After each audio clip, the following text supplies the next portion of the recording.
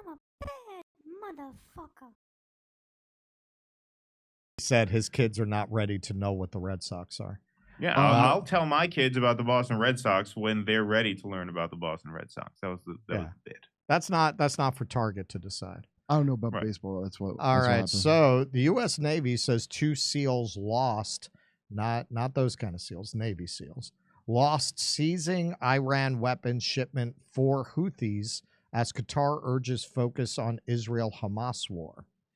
The U.S. military said Tuesday it had seized a boatload of advanced conventional weapons sent from Iran to the Houthi rebels in Yemen.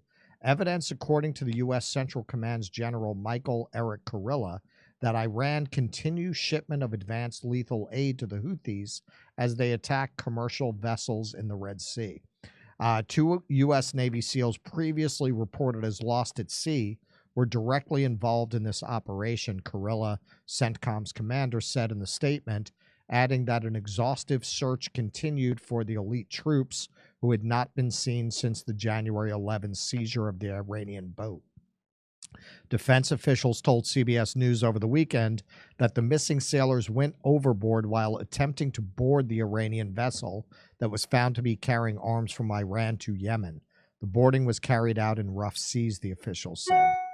A U.S. official told CBS News on Tuesday that the more strikes were carried out overnight against Houthi targets, in the large portion of Yemen controlled by the Iran-backed rebels. Despite the ongoing strikes against the Houthis and loss of 2 U.S. troops in what CENTCOM called the first seizure of lethal Iranian-supplied advanced conventional weapons to the Houthis since the beginning of the group's attacks on merchant vessels in November, those attacks have continued in the vital shipping lanes of the Middle East. Well, that's what they told you was going to happen.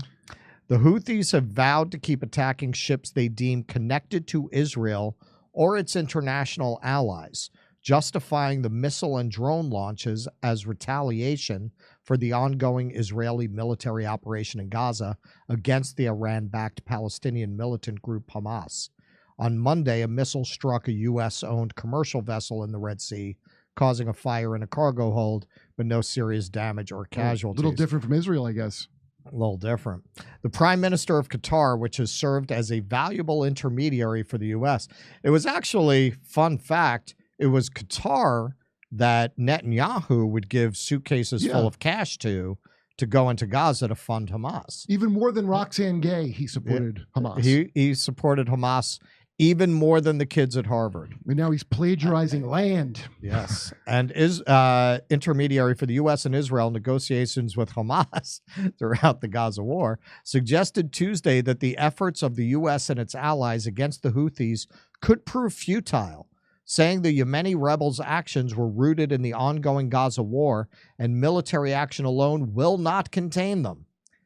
We should focus on the main conflict in Gaza, and as soon as it's diffused, I believe everything else will be diffused, said the Qatari premier, urging a 2-state solution with an independent state created for the Palestinians alongside Israel to end the conflict.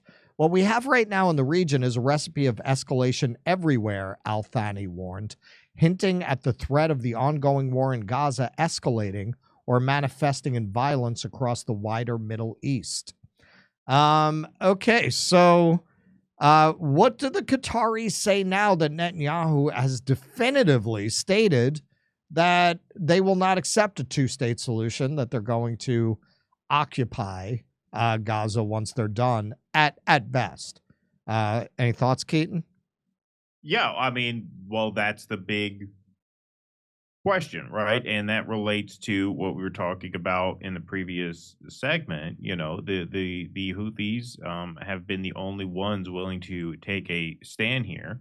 And so that begs the question, you know, what is it going to take for these other Arab states to sort of join forces? I don't know what the answer to that is, or if that will happen, because of the relationship between, you know, Israel and the U.S. And, you know, as Kurt mentioned, you know, he mentioned Tucker's quote, there's no such thing as fuck you money, there's fuck you poverty. as long as you have something to lose, Right. that makes the decision to pull the trigger on these kinds of situations much, much harder. All right, Misha, to you. Okay. Look, someone in the chat didn't believe me that that these are at Target, and I know you can't see this, but you Oh, guys yeah. I can see believe this, you. There are many don't- drugstores. right? You've never had to buy a dildo in a pinch? I joking. mean, I've seen like the rabbit by the Yeah. condoms, but I've never seen But like this, No, they I've have never the- seen a lineup this is like a that. selection. Like that's like a sex store emporium Yeah. kind of lineup. This Where is do you a see Roner Park, CVS brand Target family in Roner planning Park. jelly? You want to be grossed out?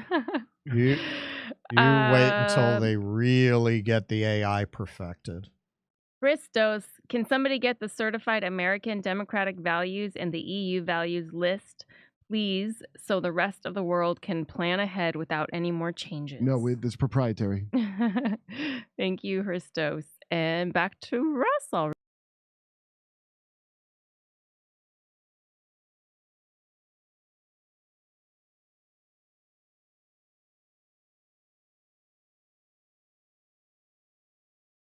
Hey, thanks for checking out our YouTube channel. Subscribe by clicking on that button down there for more AM Joy and the rest of MSNBC. And click on any of the videos right here to watch the latest interviews and highlights. And you can get more videos from MSNBC for free every day with our newsletter. Just visit